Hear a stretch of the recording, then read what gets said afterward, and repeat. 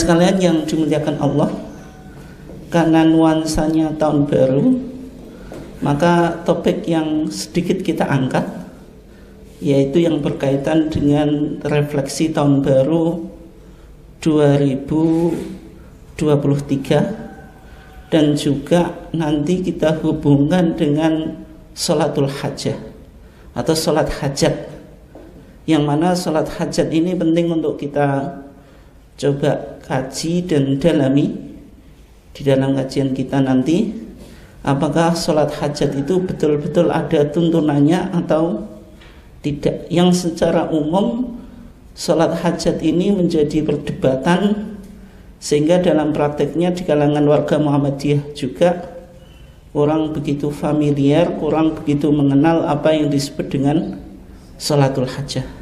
Tapi fatwa kita ada yang berkaitan, sudah ada yang berkaitan dengan pembahasan sholatul hajah atau sholat hajat.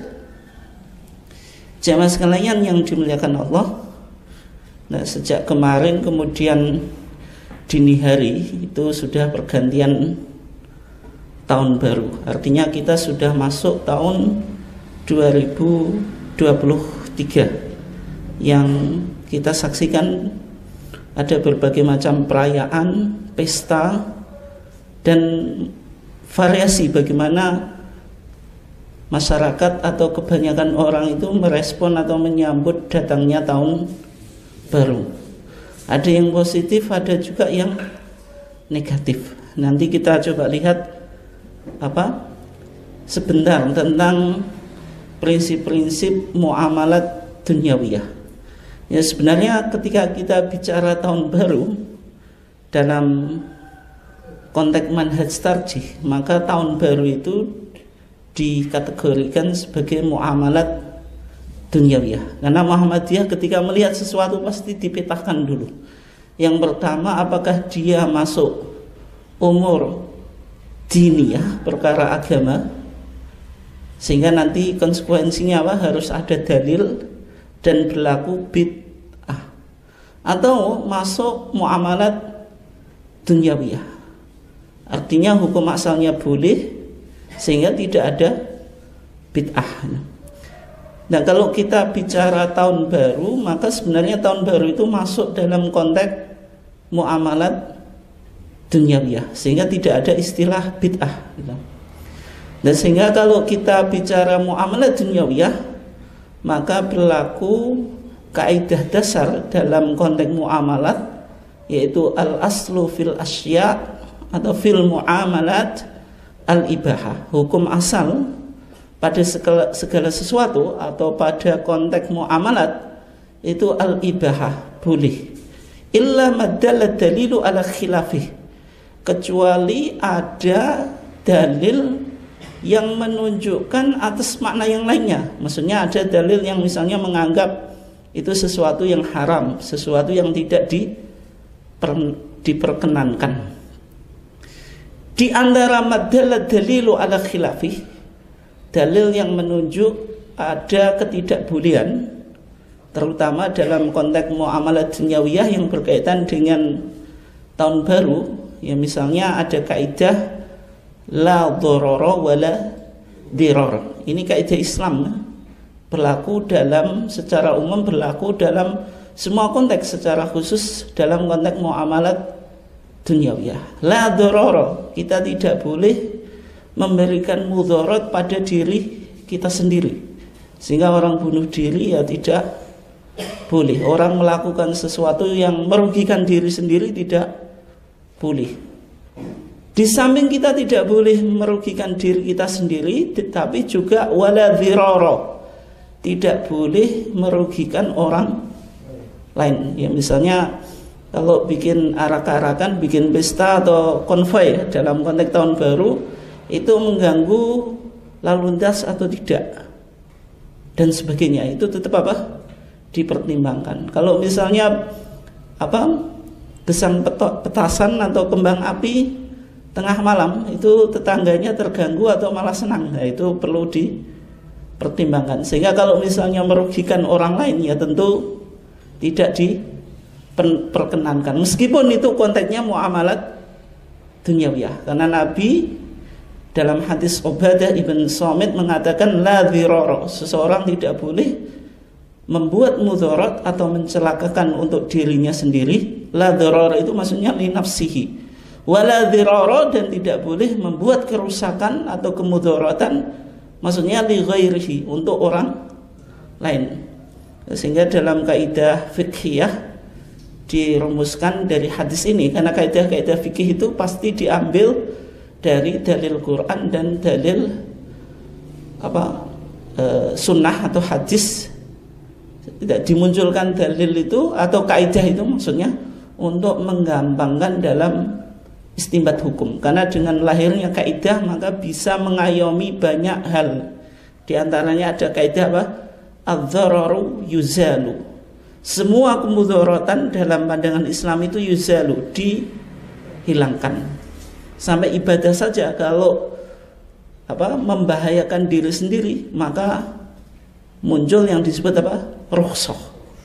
Bagi orang yang musafir pada bulan Ramadan, padahal siam atau puasa itu kan wajib.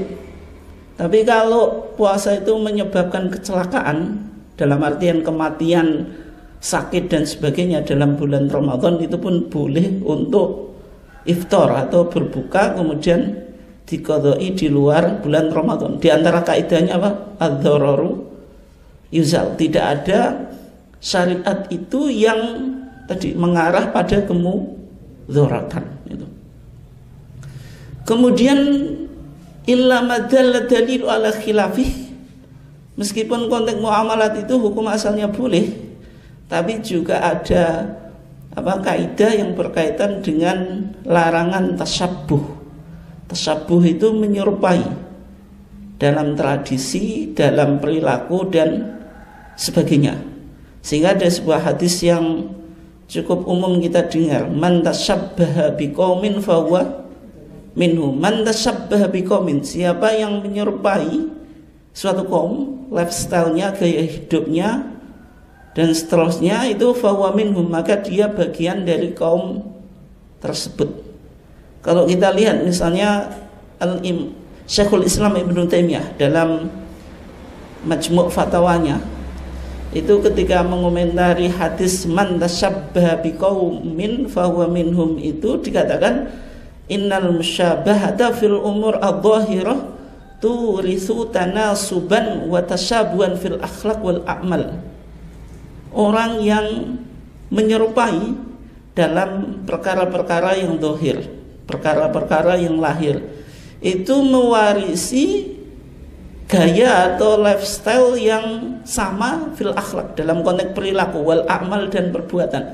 Artinya kalau kita misalnya merespon atau menyambut tahun baru itu dengan tadi misalnya pakai lilin, pakai mercon dan sebagainya, itu akan melahirkan sebuah etika dan amal yang sesuai yang dilakukan oleh orang-orang yang melakukan perayaan itu. Pasti sifatnya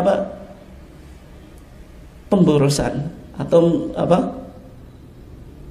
sifatnya hura-hura gitu. Nah, itu karena tadi dalam konteks agama Islam menggunakan harta itu kan ada aturannya. Di antaranya tidak boleh nanti yang disebut dengan tabdzir, yaitu membuang harta secara sia-sia. Berlebihan menggunakan sesuatu yang baik saja itu tidak boleh, nanti disebut israf, apalagi tabdzir itu. Walihada nuhina an musyabahatil kufar. Oleh sebab itu syariat datang dengan melarang supaya kita tidak mengikuti tradisi gaya hidup orang-orang kafir. Tapi konteks memahami man tasyabbaha biqaumin itu fahuwa minhum itu bisa berkembang. Misalnya di awal-awal kemerdekaan, kiai-kiai kita itu memahami orang pakai dasi, pakai jas itu sebagai tasyabbuh bil kufar, dalam konteks itu Belanda. Artinya penafsiran ini bisa berkembang. Tapi kalau konteks sekarang penafsiran semacam itu masih diyakini, ya menjadikan kita repot, Pak. Tapi memang konteks pada awal kita menguatkan perasaan nasionalisme, semangat kemerdekaan, maka fatwa itu sangat relevan muncul bahwasanya pribumi itu tidak boleh memakai pakaian yang digunakan oleh penjajah Belanda. Tapi fatwa itu dalam konteks sekarang yang perlu untuk ditinjau kembali. Karena ini konteksnya muamalah dunyawiyah. Muamalah dunyawiyah itu bukan sawabit, bukan sesuatu yang tetap. Dia mutaghayyir, bisa berkembang dinamis sesuai dengan konteks zaman gitu. Ini kalau konteksnya man tashabbaha biqaumin fahuwa minhum, itu masalah adat atau muamalat dunyawiyah. Nah, kalau sudah menyerupai dalam akidah, dalam ibadah itu tasabbuhnya lebih parah atau lebih berat gitu. Sehingga kalau umat Islam merayakan perayaan Natal sebagai dengan nama toleransi beragama atau moderasi beragama di gereja, misalnya kemarin tanggal 25 itu man tashabbaha biqaumin fahuwa minhum, itu bukan sekedar adat tapi sudah masuk wilayah akidah, teologis atau juga ritual atau ibadah. Itu artinya kata Ibnu Taimiyah, wa in kana minal adat fa kaifa tashabbuh bihim fima huwa ablagu min dalik. Kalau dalam konteks adat, tradisi saja itu dilarang, apalagi yang lebih dari itu sudah masuk wilayah teologis, baik akidah maupun ibadah. Nah, sehingga dalam konteks tasyabuh ini penting, karena Nabi sudah memberikan prediksi bahwasanya umat Islam itu akan mengikuti jejak orang kafir gitu. Dalam hadis ini cukup populer juga karena riwayat Imam Muslim dan sering dibaca oleh para khatib ya. La tattabi'unna sananal ladzina min qablikum. Kamu pasti akan mengikuti, pakai lam itu. Lamu taukid. Kemudian nunnya itu kan juga nun taukid. Pasti atau sungguh kamu akan mengikuti tradisi-tradisi orang sebelummu. Yang dimaksud di sini tradisi-tradisi ahlul kitab. Shibron bisibrin, sejengkal demi sejengkal. Wa dhira'an bi dhira'in, sehasta demi sehasta. Hatta law dakhalu fi khujri dhabbin, bahkan sampai kalau orang ahlul kitab itu masuk di lobangan biawak dhab itu. Ini biawak ini sebenarnya bukan mirip ya, karena dhab itu hidup di padang pasir dan dia makannya rumput, punya 2 kelamin. Tapi dulu Kiai Jawa menerjemahkan dhab itu biawak, tapi waktu dulu biawak itu belum banyak dikonsumsi Pak. Kalau sekarang biawak dikejar-kejar, ada rumah makan khusus biawak juga, itu penerjemahan biawak itu juga perlu untuk dikaji ulang. Memang secara bentuk itu mirip dengan dhab, tetapi beberapa ciri itu tidak sama gitu. Lataba'tumuhum, niscaya atau sungguh kamu akan mengikuti mereka.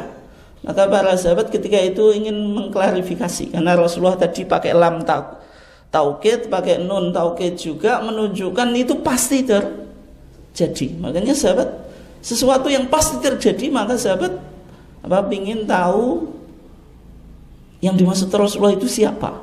Qulna ya Rasulullah al-Yahud wan Nasara. Maka sahabat sudah terbenak dalam pikiran mereka, ya pasti Yahudi dan Nasrani, karena itu mang qablana, orang sebelum kita. Maka Rasulullah menjawab, faman, kalau enggak mereka siapa lagi?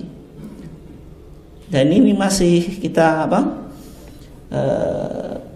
temukan dalam konteks sekarang, dominasi peradaban Barat itu yang didominasi oleh Kristen, kemudian aktor intelektualnya Yahudi. Kan perpolitikan Amerika kan juga sama, aktor intelektualnya atau kingmakernya itu orang Yahudi, meskipun king playernya orang Nasrani gitu. Kemudian berikutnya, illa madalla dalilu ala khilafi, tadi tidak tabdzir dan israf. Tabdzir atau mubadir itu Al-Quran menggambarkan apa? Innal mubadzirina kanu ikhwanas syayatin. Artinya perilaku setan itu melakukan sesuatu itu tidak pada tempatnya. Dan kalau kita melakukan tabdzir, membuang harta secara sia-sia, itu ya perilaku setan. Misalnya makanan yang berlebihan atau dibuang itu karena pestanya tadi malam apa Pak? Bikin makanannya terlalu banyak, akhirnya juga enggak termakan itu. Itu perilaku setan. Dan juga yang kedua itu israf. Wala tusrifu innahu la yuhibbul musrifin. Kalau israf itu sebenarnya menggunakan sesuatu masih pada konteksnya atau pada tempatnya, hanya saja berlebihan. Misalnya makan itu 2 piring sudah kenyang Pak, jenengan 3, 4, 5 dan seterusnya, itu israf itu. Akhirnya pulang perutnya nggak bisa bergerak itu yang disebut apa? Israf itu.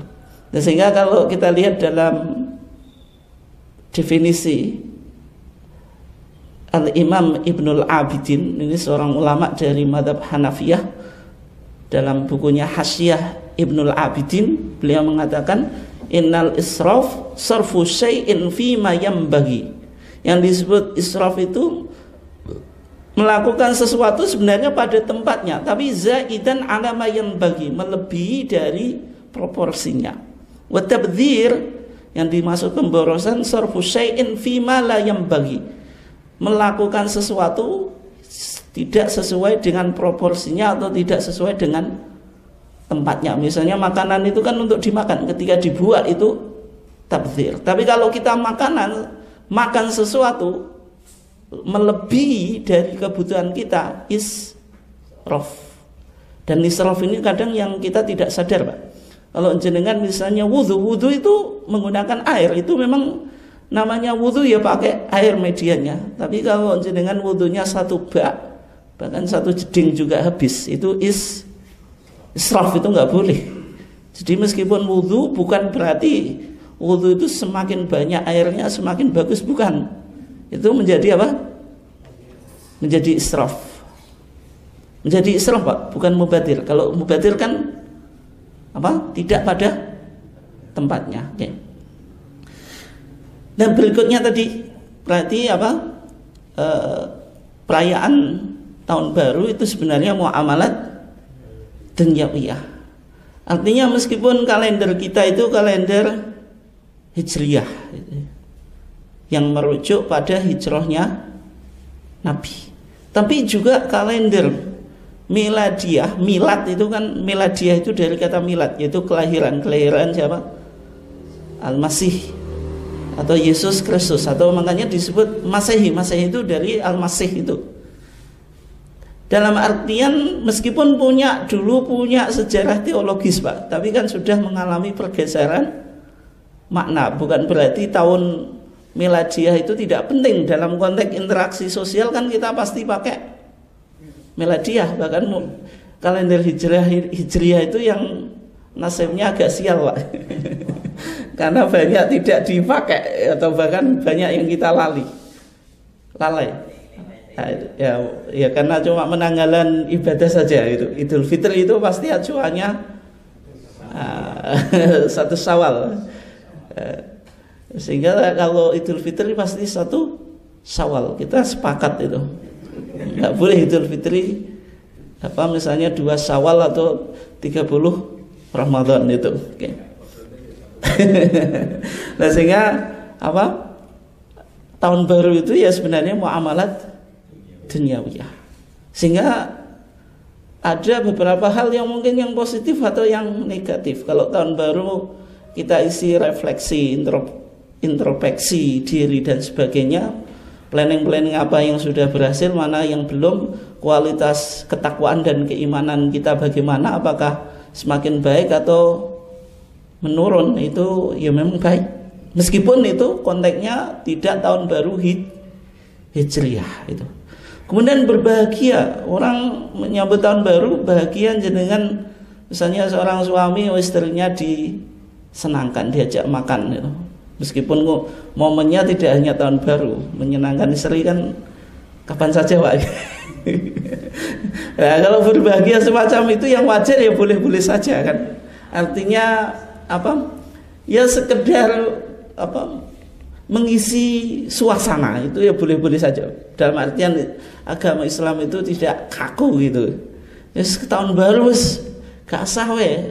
Apa makannya nak wis mangan sambel we. Kan bukan semacam itu, Pak.